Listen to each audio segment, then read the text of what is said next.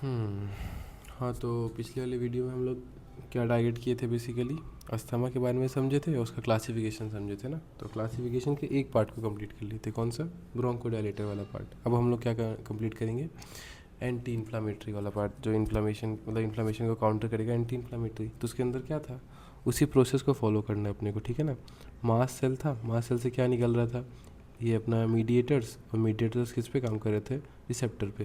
तो या तो मास सेल को स्टेबलाइज कर दो, या तो रिसेप्टर से बाइंडिंग ना होने दो। मतलब क्या, मास सेल स्टेबलाइजर्स या फिर इन्फ्लामेटरी मीडिएटर्स का एंटागोनिस्ट। मतलब क्या, जैसे कि जो अपन लोग इन पढ़े थे ना, इनके अंदर क्या क्या था, हिस्टामिन, सीरोटोनिन और प्रोस्टाग्लैंडिन, है ना। तो वही प्रोस्टाग्लैंडिन नहीं, इनमें आता था हिस्टामिन, सीरोटोनिन और ल्यूकोट्राइन्स, जो यहाँ पढ़े हैं अपन लोग, ये देखो, है ना। तो वही इन इन्फ्लेमेटरी मीडिएटर्स के अगेंस्ट का दे दो, एंटागोनिस्ट दे दो, तो ल्यूकोट्राइन रिसेप्टर एंटागोनिस्ट। और अदर केमिकल जो हम लोग बाहर से सपोर्ट मंगा रहे थे, जैसे कि ग्लूकोकॉर्टिकॉइड या फिर एंटीबॉडी, इन्हीं को पढ़ना है। तो देखो पहले देखते हैं अपन लोग मास सेल स्टेबलाइजर्स। तो मास सेल क्या था, अगर नॉर्मल कंडीशन देखें तो देखो ये मास सेल है, उस पर एंटीजन एंटीबॉडी रिएक्शन हुआ तो उसके मेम्ब्रेन को रप्चर करवा दिया। जैसे ये रप्चर हुआ तो वही डीग्रेनुलेशन, मतलब क्या, ग्रेन्यूल्स बाहर आ गए, तो डीग्रेनुलेशन ऑफ मास सेल हुआ। तो उसमें क्या क्या था, एक तो हिस्टामिन, सेरोटोनिन भी है, प्रोस्टाग्लैंडिन भी है, ल्यूकोट्राइन भी, ये सब है ना। तो अलग अलग जाके अलग अलग एलर्जी कराएंगी। मतलब क्या है, अगर आई में गया तो एलर्जिक कंजंक्टिवाइटिस, अगर नोज़ में गया तो राइनो कहते हैं ना उसको, तो राइनाइटिस, अगर ब्रोंकस में गया तो क्या, अस्थमा, और स्किन पे गया तो क्या, डर्मा कहते हैं, तो डर्मेटाइटिस। सिंपल। तो यही नॉर्मल कंडीशन है। मतलब क्या, एंटीजन एंटीबॉडी रिएक्शन हुआ, डीग्रेनुलेशन हुआ, उसके कारण ये सब अपने मीडिएटर्स निकले, वो जहाँ जहाँ गए वहाँ वहाँ एलर्जी का इन्फेक्शन करवा दिए, सिंपल। पर अगर हम लोग मास से स्टेबलाइजर दे दिए, उसके अंदर आता है दो। अभी चलो पहले डक्स को रिवाइज करते हैं। अपना सिम्पैथोमाइमेटिक में क्या था, शॉर्ट एक्टिंग और लॉन्ग एक्टिंग, एक तो नॉन सेलेक्टिव, उसके अंदर एड्रेनलिन आ गया। शॉर्ट एक्टिंग और लॉन्ग एक्टिंग था, तो शॉर्ट एक्टिंग के अंदर सॉल और टर्फ था, मतलब क्या, साल्ब्यूटामोल और टर्ब्यूटालिन। और लॉन्ग एक्टिंग में क्या था, दो, सालमन और कोली भाई का फॉर्म। तो ये क्या, अपना सॉल्मेट्रोल और फॉर्मेट्रोल, ठीक है ना। सिमिलरली मिथाइलजेंथिन में अपन लोगों को क्या याद करना था, फाइल। तो फाइन से सब निकाल रहे थे, जैसे कि डॉक्सीफाइलिन, अमीनोफाइलिन, थियोफाइलिन, सिंपल। और एंटीकोलिनर्जिक में अपने को क्या याद करना था, ब्रोमाइड। तो इप्राट्रोमियम और टियोट्रोपियम। चलो, इसमें जब याद करना है तो इसमें क्या याद करना है अपने को, मासिल स्टेबलाइजर में टिफ़िन को देखो। तो क्या, कीटो, कीटो एक डाइट होता है जिसमें अपन लोग कम खाते हैं, तो उससे याद कर लो कि कीटो टिफ़िन। और दूसरा क्रोम, तो क्रोम से क्या याद कर लो, सोडियम क्रोमोग्लाइकेट। दो है, एक टिफ़िन है और एक क्रोम है। टिफ़िन से अपन लोग क्या किए, कीटो टिफ़िन। और अपना क्रोम, तो क्रोम से अपन लोग क्या किए, सोडियम क्रोमोग्लाइकेट, सिंपल। तो देखो नाम में ही देखो ये क्या है, काम कैसे कर रहा होगा वो देखेंगे, फिर इसके बारे में अच्छे से पढ़ेंगे। तो बेसिकली ये मास सेल को स्टेबलाइज कर देते हैं, और अगर मास सेल स्टेबलाइज हो गए तो फिर उनके अंदर से अगर ये स्टेबलाइज हो गया, एकदम बोलेंगे नहीं मैं तो नहीं टूट रहा, तो नहीं टूट रहा तो फिर इन्फ्लामेटरी मीडिएटर थोड़ी निकलेंगे। और इन्फ्लामेटरी मीडिएटर ही नहीं निकले तो फिर वो अपना इन्फ्लामेशन ही नहीं कराएंगे, और इन्फ्लामेशन नहीं कराएंगे तो इन्फ्लामेशन के कारण जो दिक्कत आ रहा था, मतलब क्या, एडेमा बन रहा था और क्या अपना म्यूकस का सिक्रीशन हो जा रहा था, वो सब ठीक हो जाएगा, सिंपल, समझिए। तो ये देखो टिफ़िन में, देखो टिफ़िन हम लोग खाते ही हैं ना, तो बेसिकली कीटो टिफ़िन को हम लोग ओरली ले सकते हैं, लेकिन इसको नहीं ले सकते हैं। तो इसको कैसे लेते हैं, इनहेलेशन में ले लेते हैं, ठीक है ना। तो यूज़ क्या है, वही दोनों एलर्जीज़ में ही काम आएगा। बेसिकली इन्फ्लेमेशन को ही तो रोक रहे हैं ना, तो एलर्जी में, तो अगर ना अपना ब्रोंकस का एलर्जी के लिए हो रहा है, मतलब क्या, एलर्जी का इस्तेमाल में दे सकते हैं। या अदर एलर्जी जो ऊपर पड़े हैं, जिसमें क्या क्या आ जाता है, कंजंक्टिवाइटिस, राइनाइटिस, अस्थमा और डर्मेटाइटिस, सिंपल। इसके एडवर्स इफेक्ट की बात करें तो एज सच कुछ खास नहीं है। एडवर्स इफेक्ट है इसका अच्छा ही है, पर तब भी अगर थोड़ा मोड़ा देखना चाहे तो क्या, लोकल जैसे कफ, नेजल कंजेशन, वो सब हल्का फुल्का हो जाता है, क्योंकि म्यूकस का प्रोडक्शन से अल्ट्रेशन हो रहा है। तो ये अपना क्या आ गया, मास से स्टेबलाइज। इसमें कुछ नहीं याद हो तो क्या याद करना है, बस ये दो फोटो, टिफ़िन और क्रोम। टिफ़िन से क्या याद किया, कीटो टिफ़िन, और क्रोम से क्या याद किया, सोडियम क्रोम ग्लाइकेट। फिर अपना दूसरा पार्ट आता है। अब देखो एक पार्ट तो अपन लोग ख़त्म कर लिए कि ये इसको टूटने ही मत दो। मान लो टूट गया, तो टूट गया तो जो ये रिसेप्टर है उस पर बाइंड मत करने दो, मतलब क्या, ल्यूकोटाइन रिसेप्टर का एंटागोनिस्ट। तो अपन लोग पहले ल्यूकोटाइन के रिसेप्टर को समझते हैं, ठीक है ना। तो देखो ये ल्यूकोटाइन का रिसेप्टर है, LT1 जिसको कह रहे हैं, ल्यूकोटाइन फुल फॉर्म जो है, उस पर अगर उसका एगोनिस्ट काम करता है, एगोनिस्ट मतलब क्या, मतलब खुद ल्यूकोट्राइन, जैसे कि ल्यूकोट्राइन C4, ल्यूकोट्राइन D4, अगर वो काम करता तो वो इन्फ्लामेशन करवाता। तो इन्फ्लामेशन करवाता मतलब क्या, ब्रोंको कॉन्स्ट्रिक्शन, ब्रोंकियल इन्फ्लामेशन और ब्रोंकस बहुत तेज़ से काम करता है, मतलब क्या, हाइपर एक्टिविटी। ये 3 चीज़ को याद करो। अभी ये याद नहीं हुआ होगा, फिर से अगर जब इधर जाएंगे ना तो ये अपने आप याद आ जाएगा। तो देखो, ये अगर इसका एगोनिस्ट था, मतलब क्या, खुद ल्यूकोट्राइन दिए तो ये सब हो रहा था, इन्फ्लामेशन हो जा रहा था, कॉन्स्ट्रिक्शन हो जा रहा था और हाइपर एक्टिविटी हो जा रहा था। अगर ल्यूकोट्राइन का हम लोग एंटागोनिस्ट दिए तो इन्फ्लेमेटरी मीडिएटर्स का काम ही नहीं हो पाएगा। तो देखो, वहाँ पे ब्रोंको कॉन्स्ट्रिक्शन हो रहा था, तो इसके डालने से अपना क्या हो जाएगा, ब्रोंको डायलेशन। वहाँ पे ब्रोंकस का इन्फ्लेमेशन बढ़ जा रहा था तो यहाँ ब्रोंकियल इन्फ्लेमेशन घट गया। वहाँ पे हाइपर एक्टिविटी हो जा रही थी, हाइपर एक्टिविटी को काउंटरएक्ट कर दिया, सिंपल, समझे। तो ये हो गया, अगर एगोनिस्ट दिए तो ये सब करा रहा मतलब क्या, कॉन्स्ट्रिक्शन, इन्फ्लेमेशन और हाइपर एक्टिविटी, जबकि ये डायलेशन, इन्फ्लेमेशन को घटाना और हाइपर एक्टिविटी को घटाने वाला काम कर देगा। तो इसका एग्जाम्पल इसमें क्या आ जाता है, कास्ट आ जाता है, मतलब क्या, मॉन्टेलो कास्ट हो गया, ज़ेफिरुलो कास्ट। तो कास्ट मैंने क्यों बनाया, ये देखो, बेसिकली ये जो अपने लोग प्लास्टर लगाते हैं उसको कास्ट ही कहते हैं। तो ये कास्ट, तो मोंटी कार्लो से याद कर लो मॉन्टेलो कास्ट, और जाकिर भाई से याद कर लो ज़ाफिरुलो कास्ट, सिंपल। तो देखो, इसका एडवर्स इफेक्ट जैसे उसका था इसका था, बस यही लाल लाल से याद कर लो। उसमें भी कुछ खास एडवर्स इफेक्ट नहीं थे, क्या आ रहा था, नेजल कंजेशन आ रहा था, उसका मतलब मास सेल स्टेबलाइजर। तो उसमें मास सेल स्टेबलाइजर में नेजल कंजेशन का ऑफिसा हो रहा था। इसका भी, इसका बस एक याद रखो, लाल लाल हो जाना, मतलब क्या, स्किन रैसेज और इओसिनोफिल्स भी तो लाल ही होता है ना, तो इओसिनोफिलिया हो जाता है, सिंपल। तो ये हो गया अपना क्या, ल्यूकोट्राइन रिसेप्टर का एंटागोनिस्ट। इसके अंदर एक और आता है, एक अपना फुटबॉलर होता है ना, ज़्लाटन, तो उससे हम लोग बनाए ज़िल्यूटॉन। तो ज़िल्यूटॉन क्या करता है, 5' लाइपोऑक्सीनेज को घटाता है, इसको इनिबिट करता है बेसिकली। ये एंजाइम क्या करेंगे फिर बाद में, प्रोस्टाग्लैंडिन और वो सब बनाते हैं, तो उन्हीं को इनिबिट करा दे रहा है। तो अपना क्या, इन्फ्लामेटरी मीडिएटर्स ही नहीं बन रहे हैं तो इन्फ्लामेशन ही नहीं होगा, ठीक है। तो इसके अंदर अपन लोग को 2 ड्रग याद करना था, कीटोटिफिन और क्या, सोडियम क्रोमग्लाइकेट। इसके अंदर अपने को 3 ड्रग याद करने हैं। एक तो कास्ट से 2 जोड़ लो, मतलब क्या, मोंटी कार्लो के मॉन्टेलो कास्ट, और अपना क्या, जाकिर भाई का ज़ेफिरुलो कास्ट, और अपना ये फुटबॉलर जो है वो क्या है, ज़्लाटन है, तो उसका ज़िल्यूटॉन, ठीक है ना। अब देखो, अब अपन लोग आते हैं तीसरे पार्ट पे, जो केमिकल्स हम लोग बाहर से सपोर्ट मंगा रहे थे। तो बाहर से क्या सपोर्ट मंगा रहे थे, बाहर से सपोर्ट मंगा रहे अपन या तो एड्रिनल ग्लैंड से, मतलब क्या, ग्लूकोकॉर्टिकॉइड, या तो फिर एंटीबॉडी। तो देखो, ग्लूकोकॉर्टिकॉइड हम लोग जो दे रहे हैं ना, बेसिकली क्या होता है, नॉर्मल अगर अस्थमा का कंडीशन चल रहा है तो क्या हो रहा है, अस्थमा है, अपना जो प्लाज्मा मेम्ब्रेन था ना उसका, अपना स्मूथ मसल का, उस पर एक एंजाइम ऐड करेगा, उस एंजाइम को कहते हैं अपन लोग फॉस्फोलाइपेज। तो ये फॉस्फोलाइपेज क्या करेगा, नाम में समझ में आ रहा है, एज मतलब क्या, फॉस्फोलिपिड को तोड़ेगा, और फॉस्फोलिपिड को तोड़ के इन्फ्लामेटरी मीडिएटर्स बनाएगा, जैसे कि प्रोस्टाग्लैंडिन, थ्रोम्बोक्सिन A2, ये सब बना रहा होगा। और ये इन्फ्लामेटरी मीडिएटर्स क्या करेंगे फिर, एलर्जी करवाएंगे, इन्फ्लामेशन करवाएंगे, सिंपल, ठीक है। ये क्या है, अस्थमा कंडीशन में कि कहाँ से ये सब मीडिएटर्स आ रहे हैं। तो ग्लूकोकॉर्टिकॉइड क्या करेगा, देखो, ये मैंने कैंटीन से इसलिए डाल दिया फोटो ताकि लाइपोकॉर्टिन याद रखे, कैंटीन कॉर्टिन ऐसा, ठीक है।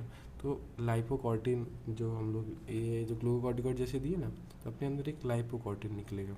ये लाइपोकॉर्टिन बोलेगा कि बेटा तुम ही बनवा रहे थे ना, फॉस्फोलाइपेज को बोलेगा कि बेटा नॉर्मल से प्लाज्मा मेम्ब्रेन था, उसको तोड़ के थ्रोम्बोक्सिन A2, प्रोस्टाग्लैंडिन तुम ही बनवा रहे थे, तो तुम ही को इनिबिट कर देता हूँ। तो वो इनिबिट कर देगा फॉस्फोलाइपेज को, और जैसे ही फॉस्फोलाइपेज को इनिबिट किया तो इन्फ्लामेटरी मीडिएटर्स जो बन रहे थे वो नहीं बनेंगे, और जैसे ही नहीं बनेगा तो इन्फ्लामेटरी का रिस्पॉन्स वो सब घट जाएगा। तो भाई एडेमा घट जाएगा, हाइपर एक्टिविटी घट जाएगा, इन्फ्लामेशन घट जाएगा, सिंपल। तो ये इसका ग्लूकोकॉर्टिकॉइड का काम होता है। क्या था, प्लाज्मा मेम्ब्रेन पे एंजाइम एक्ट कर रहा था और वो इन्फ्लामेटरी मीडिएटर्स बनवा रहा था, और वो इन्फ्लामेटरी मीडिएटर्स इन्फ्लामेशन करवा रहा था। तो सिंपल सी बात है, एक एक्स्ट्रा चीज़ दे दो, ग्लूकोकॉर्टिकॉइड दे दो, जो कि अपने अंदर लाइपोकॉर्टिन, कैंटीन से याद कर लो, लाइपोकॉर्टिन बनाया, जिसको इनिबिट किया तो ये नहीं बना, तो फिर ये सब नहीं हुआ, सिंपल। भाई म्यूकोसल एडेमा घटा, हाइपर एक्टिविटी घटा, इन्फ्लामेटरी रिस्पॉन्स घट गया।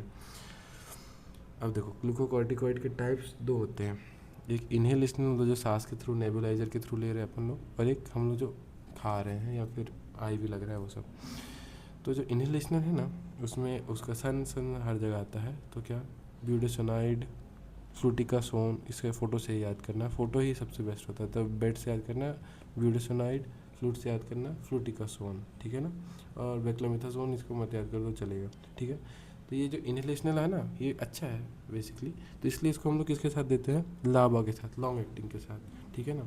तो इसलिए लॉन्ग एक्टिंग साथ दे रहे हैं। लॉन्ग एक्टिंग किस में काम करता है, एक्यूट अटैक की क्रोनिक में काम करता है, तो वही मेंटेनेंस डोज की तरह काम कर सकता है, या फिर मॉडरेट या सीवियर अस्थमा जब वो लंबा देर तक चल रहा हो तो भी दिया जा सकता है। जो सिस्टमिक है, इनहेलेशनल में अपने ने क्या याद किया, बेड और फ्लूट, बेड पे बैठ के फ्लूट बजा रहे हैं, मतलब क्या, ब्यूटासोनाइड और फ्लूटिकासोन। सिस्टमिक में आता है प्रेंडिसोलोन, ये तो सुनने हो गया। तो ये प्रेंडिसोलोन, मिथाइल प्रेंडिसोलोन, इसलिए सब कोई ट्रिक नहीं बना रहा हूँ। तो प्रेंडिसोलोन, मिथाइल प्रेंडिसोलोन, ये सब का भी यूज़ किया जाता है। ये रिजर्व रखा जाता है, क्यों? देखो बेसिकली किस चीज़ के रिजर्व क्यों रखा जाता है, कि देखो अगर शॉर्ट टर्म थोड़ी देर के लिए दे रहे हैं इसको, तो इन्फ्लेमेशन घटा रहा है, लंग फंक्शन को ठीक कर रहा है। पर अगर ये ज़्यादा देर तक दिया जाए ना, तो अपने अंदर सिस्टमिक साइड इफेक्ट प्रोड्यूस करने लग जाता है, और इसका टॉलरेंस भी कम है, मतलब अपने अंदर ये एडिक्शन जल्दी प्रोड्यूस करवा देगा। इसीलिए इसको रिजर्व में रखा जाता है। कब के लिए? जब अस्थमा कंट्रोल ही नहीं हो पा रहा है और बहुत खांसी वासी आ रही है, सीवियर एक्सेपरेशन, तब के लिए, ठीक है ना। तो ग्लूकोकॉर्टिकॉइड में अपन लोगों ने 3 पार्ट पढ़ा। पहले तो अस्थमा को समझा कि हो कैसा रहा है, तो फॉस्फोलाइपेज ने सब काम खेला, तो हम लोगों ने ग्लूकोकॉर्टिकॉइड दिया उसको। ग्लूकोकॉर्टिकॉइड दिया तो उन्होंने कैंटीन मतलब लाइपोकॉर्टिन निकाला, ये सबको इनिबिट कर दिया। फिर इसके टाइप्स पर है, टाइप्स में क्या आ गया, इनहेलेशनल और सिस्टमिक। तो इनहेलेशनल में क्या आ जाता था, सोन मतलब फ्लूटिकासोन, ब्यूटासोनाइड, और सिस्टमिक में क्या आ जाता था, मिथाइल प्रेंडिसोलोन। इसको लेकिन अपन लोग रिजर्व रखते हैं, ठीक है ना, कंट्रोल अस्थमा या फिर एक्सेबरेशन के लिए, क्योंकि ये शॉर्ट टर्म के लिए तो ठीक है, पर लॉन्ग टर्म में इसका बहुत सारे विड्रॉल सिम्टम्स है, वो सब आते हैं इसीलिए, ठीक है। तो ये तो मेन अपना एक तो जो अपना लेके आए थे वो काम कर लिए, कहाँ से, एड्रेनल ग्लैंड से लेके जो आए थे। एक एंटीबॉडी देख लो, ये एकदम न्यूली है। तो ओमान से देश का नाम सुने होगे ना, ओमान। तो ओमान से अपन लोग ने बनाया। अब देखो एंटीबॉडी क्या है, अपन लोग बाहर से बनवा रहे हैं, जो कि एक पर्टिकुलर टारगेट पे एक्ट करेगा। इसको हम लोग क्या कहते हैं, मोनोक्लोनल एंटीबॉडी। ये एमएबी हर एंटीबॉडी रख के अंत में आता है। तो यहाँ पे एमएबी तो याद हो गया, ये ओमान से अपन लोग याद कर लो, ओमालीजुमैब, ठीक है ना। तो ओमालीजुमैब क्या करेगा, बेसिकली अपना जो भी ये एलर्जी होता है ना, तो एलर्जी में जो एंटीबॉडी एक्ट करता है, मतलब अपना जिसके लिए रिस्पॉन्सिबल है, वो है आईजीई एंटीबॉडी, ठीक है ना। तो ये आईजीई को ही मास्ट सेल से बाइंड नहीं करने देता है। कौन बीच में आ जाता है, ओमालीजुमैब। ओमालीजुमैब आ गया, बोलेगा मैं तेरे को बाइंड ही नहीं करने दूंगा। और जब एंटीजन एंटीबॉडी कॉम्प्लेक्स ऊपर बनेगा ही नहीं, तो हम लोग ऊपर पढ़ के आए, इसका डिग्रेनुलेशन होगा ही नहीं। डिग्रेनुलेशन नहीं होगा तो इन्फ्लामेटरी मीडिएटर्स ही नहीं निकलेंगे, और वो नहीं निकलेगा तो फिर इन्फ्लामेशन ही नहीं होगा, सिंपल। तो वही prevent binding of IgE to mast cell, mast cell भी बाइंड नहीं कर पाए तो फिर डिग्रेनुलेशन नहीं हुआ, सिंपल। तो इसमें याद क्या करना, सिर्फ ओमालीजुमैब, ठीक है। तो ये किस चीज़ के लिए दिया गया है, ये 12 साल से बड़े लोग के लिए अप्रूव कर दिया गया है, वही अस्थमा के लिए या फिर कोई भी एलर्जी वाला दिक्कत आ रहा है, क्योंकि बेसिकली ये मास्ट सेल को ही तो इनहिबिट कर रहा है। तो मास्ट सेल जहाँ जहाँ होगा वहाँ वहाँ इन्फ्लेमेटरी मीडिएटर नहीं निकलने देगा। साइड इफेक्ट वही लाल वाला ही है, रेडनेस, इचिंग, सिंपल, ठीक है। तो ये अपना हो गया। एक एक्स्ट्रा टॉपिक पढ़ते हैं जिसको हम लोग क्या कह रहे हैं, स्टेटस अस्थमेटिकस, ठीक है ना। उसको पढ़ने के पहले अपन लोग पहले ये पढ़ लेते हैं कि कितने टाइप के अस्थमा होते हैं। तो अपन लोग ये समझ लो कि क्या क्या क्या ड्रग पढ़ लिए यहाँ पे। मास्ट सेल स्टेबलाइजर में अपन लोग क्या पढ़े, एक टिफिन और क्रोम, मतलब क्या, कीटो टिफिन, और क्या, सोडियम क्रोम ग्लाइकेट। दूसरा अपना क्या, ल्यूकोट्राइन रिसेप्टर एंटागोनिस्ट, उसमें अपन लोगों ने क्या पढ़ा, कास्ट, मतलब क्या, मॉन्टेलो कास्ट, और जाकिर भाई से जिफ्रेलो कास्ट, और ज़्लाटन जो फुटबॉलर था उससे क्या याद किया, जिल्लोटॉन, ठीक है। ग्लूकोकॉर्टिकॉइड में अपन लोग ने देखा एक इनहेलेशनल था और एक सिस्टमिक था। इनहेलेशनल में अपना बेड से आता है ब्यूटासोनाइड, और अपना क्या था, फ्लूटिकासोन। और ये इनहेलेशनल जो था, सॉरी ओवरऑल जो ले रहे थे, सिस्टमिक जो भी है, तो प्रेंडिसोलोन में था या प्रेंडिसोलोन। और एंटीबॉडी में ओमान याद करना था, मतलब क्या, ओमालीजुमैब। अब देखो अस्थमा जो होते हैं ना, 3 टाइप के, ऐसे सिंपल से, इसको याद नहीं करना, इसको समझने के लिए, क्योंकि ये याद करना है अपने को, स्टेटस अस्थमेटिकस। तो अगर एक्यूट है, मतलब अभी अभी स्टार्ट हुआ है, उसके एपिसोड्स आते हैं अपने को किस चीज़ के, कि कभी कभी सांस नहीं ले पा रहा है आदमी, और वीजिंग साउंड्स आती है ना। तीनों में कॉमन क्या होगा, वीजिंग। इसमें भी वीजिंग दिखेगा, इसमें भी वीजिंग, इसमें भी। तो इसमें क्या, सांस नहीं आ रही है, वही इसमें भी एक्सर्शन करने में क्या, एक्यूट में क्या है कि कभी भी एपिसोड्स आ रहे हैं आपको, कभी भी आ रहा है, इसमें कोई पर्टिकुलर आपको कंडीशन नहीं पता है कि क्यों हो रहा है।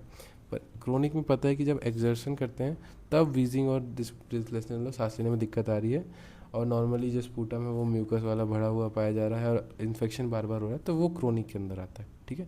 एक्यूट में क्या आता है, एपिसोड्स ऑफ वीजिंग और डिस्पनिया हो रहा है, इसमें सिर्फ एक्सर्शन करने पे ही हो रहा है। नॉर्मली क्या हो रहा है, अपना म्यूकस वाला स्पूटम निकल रहा है और इन्फेक्शन का रेट बढ़ जा रहा है। अब इन दोनों को छोड़ो, नहीं याद आ रहा है तो कोई दिक्कत नहीं है, मेन अपने को समझना है स्टेटस अस्थमेटिकस। तो स्टेटस अस्थमेटिकस होता क्या, पहले उसको समझो फिर ये देखेंगे, ठीक है ना। तो स्टेटस अस्थमेटिकस ऐसा वो अस्थमा जो अपना नॉर्मल, जो अपन लोग ये सब दवाई देखे ना, उसके लिए रिस्पॉन्ड ना करे, कोई जो स्टैंडर्ड अस्थमा थेरेपी है ना उसको रिस्पॉन्ड ना करे, तो उस कंडीशन ऑफ अस्थमा को हम लोग रख देते हैं स्टेटस अस्थमेटिकस में। तो उस पेशेंट को फिर कैसे ठीक करना है, उसके स्टेप्स होते हैं। तो स्टेप्स का मेन पॉइंट याद करो, उससे फिर एक नया कहानी बनाना। जैसे कि क्या, पहले जैसे पेशेंट भर्ती हुआ, तो भर्ती हुआ तो अपन लोग क्या पहले उसको असेस करेंगे, तो असेसमेंट, फिर उसको ऑक्सीजन देंगे डायरेक्ट, क्योंकि बेसिकली ब्रोंकस का दिक्कत है, कॉन्स्ट्रिक्ट हो रहा है, ऑक्सीजन ही नहीं मिल रहा होगा ना, ऑक्सीजन के बिना ब्रेन डेड हो जाएगा, स्ट्रोक आ जाएगा, तो ऑक्सीजन जल्दी से दो कैसे भी। ऑक्सीजन दिए, उसके बाद हम देखेंगे जो दिक्कत आ रहा है उसको ठीक करो, मतलब क्या, उसका कॉन्स्ट्रिक्टेड होगा ब्रोंकस तो क्या डायलेट कर दो, और उसमें इन्फ्लेमेशन बढ़ा हुआ होगा तो इन्फ्लेमेशन के अगेंस्ट काम करो। यही 4 स्टेप और कुछ छोटे मोटे आदत है, ठीक है। तो पहले एसेस करो पेशेंट को, फिर पहले उसको ऑक्सीजन दो, फिर उसके अंडरलाइन कंडीशन को ठीक करो, मतलब क्या डायलेट कर दो और अपना इन्फ्लेमेशन के अगेंस्ट कुछ दे दो, ठीक है ना। तो देखो असेस कैसे करते हैं, इसमें पेशेंट का वाइटल साइन या फिर लंग फंक्शन को देखो, तो उससे उसका असेसमेंट पता चल जाएगा कि किस कंडीशन में। जब असेस कर लिए तो ऑक्सीजन डिलीवर कर दो। तो ऑक्सीजन डिलीवर क्या, बेसिकली ऑक्सीजन थेरेपी देना है अपने को हाई प्रेशर पे इसमें। और कब तक देना है, जब तक इसका ऑक्सीजन सेचुरेशन लेवल एटलीस्ट 90% से ऊपर हो। वैसे तो 95% से ऊपर होता है नॉर्मल का, पर इस कंडीशन में 90% से ऊपर भी चल। अब देखो डायलेट करवाना अपने को, ब्रोंको डायलेटर्स देना है। तो कैसे, नॉर्मली कुछ भी ऐसे ड्रग दे दिए कि ठीक हो जाएगा, ऐसा नहीं।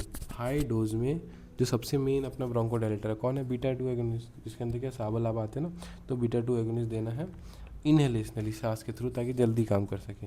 तो वही कंटिन्यूअस नेबुलाइज एल्ब्यूटेरॉल दिया जा रहा है यहाँ पे, ठीक है। तो ब्रोंको डायलेटर दे रहे हैं किसमें, हाई डोज पे, कौन सा वाला ब्रोंको डायलेटर, बीटा एगोनिस्ट इनहेलेशनली दे रहे हैं।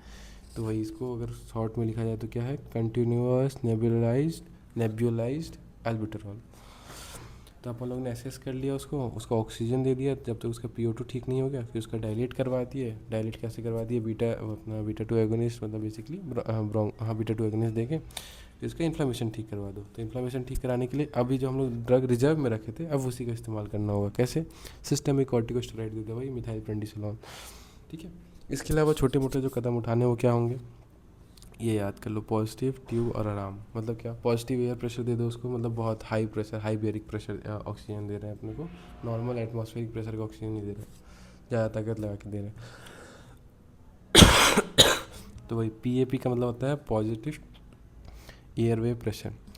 तो CPAP और BiPAP, मतलब ये होता है by level positive air pressure. दूसरा ट्यूब लगा दो, ट्यूब मतलब क्या, इंट्यूबेशन कर दो या मैकेनिकल वेंटिलेशन का उसको सपोर्ट दे दो।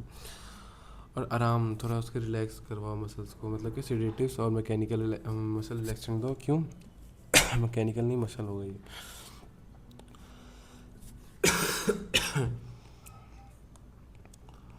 मसल रिलैक्सेंट दे दो, ताकि वेंटिलेशन जो हम लोग करवा रहे हैं ना उसका, तो उसमें क्या, उसके अंदर ट्यूब डालना होता है, तो वो आराम से हम लोग डाल पाएंगे। तो वो ज़्यादा रिस्पॉन्ड करेगा तो हम लोग डाल नहीं पाएंगे ना, तो मैकेनिकल वेंटिलेशन के लिए सिंपल। और कॉम्प्लिकेशन को मॉनिटर करो, जैसे न्यूमोथोरैक्स, कार्डियक रिथमिया, वो तो ठीक है, ठीक है। तो असेस किए, फिर उसको ऑक्सीजन डाले कब तक, जब तक PO2 उसका ठीक नहीं हुआ। फिर डायलेट करवाया कैसे, हाई डोज पे अपन लोगों ने बीटा 2 एगोनिस्ट दिया, जिसके इन्फ्लेमेशन को ठीक कराया बाई सिस्टमिक कॉर्टिकोस्टेरॉइड। अदर में क्या आ गया, पॉजिटिव एयरवे प्रेशर, आराम करवाओ, और आराम करवा के उसके अंदर ट्यूब डाल दो, सिंपल।